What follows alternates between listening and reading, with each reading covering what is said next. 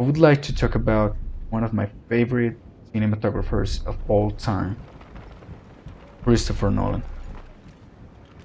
Christopher was born on the 30th of July in 1970 in England, London. He studied English literature in the College University of London, and in the meantime he started to make short films in a film school. Now, what makes him my favorite filmmaker? Where's the bloody Air Force? I think it's everything, from the storytelling to the photography, the music, even just the methodology that he uses in every project are just one of the best I have ever experienced. But there is one thing that stands out on his essence of making films: the use of time. Christopher Nolan is well known for making films that challenges the perception of time and makes it a crucial element of the story. Memento is one of the first but not last great example of it. The story follows Leonard Shelby, a man that gets interrogate amnesia after he gets his head hit trying to save his wife of being murdered. This means that he's no longer able to make memories and he forgets everything beyond that event after a few minutes. Through the entire movie, he will try to find the murderer of his wife while trying to fight back his condition. Since every hint runs in danger of being forgotten, the only way he makes sure to remember everything is printing these hints as tattoos on his body. For him, this is the only way to make sure the evidence stays always with him, so he never loses it.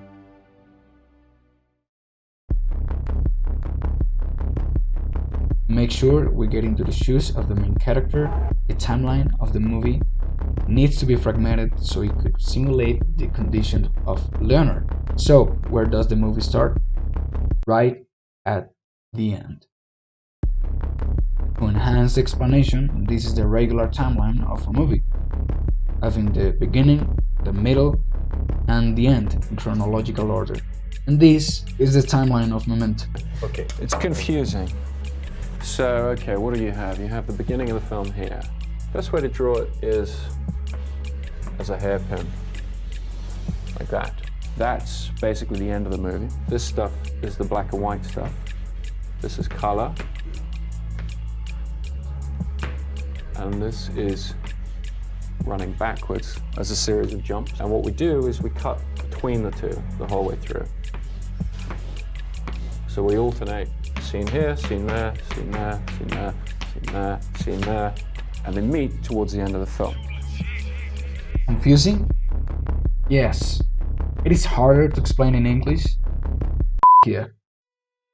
Nolan also uses the resource of images in black and white to differentiate scenes between the past and the future, a tool that would apply later in 2023 in the making of Oppenheimer to differentiate Lewis Strauss' perspective from Oppenheimer's, film that would also be on Christopher Nolan's list of movies that relies on the use of time as a primordial element of their storytelling. This list includes movies such as Dunkirk, a film based on the real events of a besieged town by the Germans under the same name during the World War II. The movie tells the story from three different geological perspectives: land, air, and sea. Each story gradually develops itself until they reach the final act of the movie, where they collide to embrace the conclusion.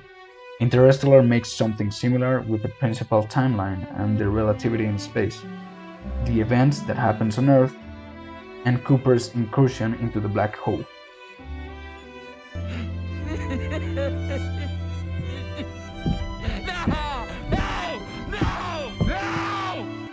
And Tenet, that shares similar characteristics with Memento, but with the difference that the reverse timeline it's actually reversed. But we're not going to talk about Tenet's timeline because, well, it's it's a little bit more complicated. I know this whole topic can sound a little bit too complex for just the story of a movie that you just probably want to sit and watch after a long and stressful day.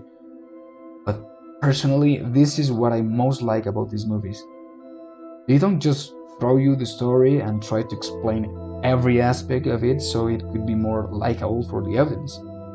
I'm not saying that this type of cinematography is perfect or that the director is perfect or this is the only way that cinema could be always made, but I think a great story is when you just tell it, let it speak by itself. There are things in our life that we probably might not see, but they are there for something.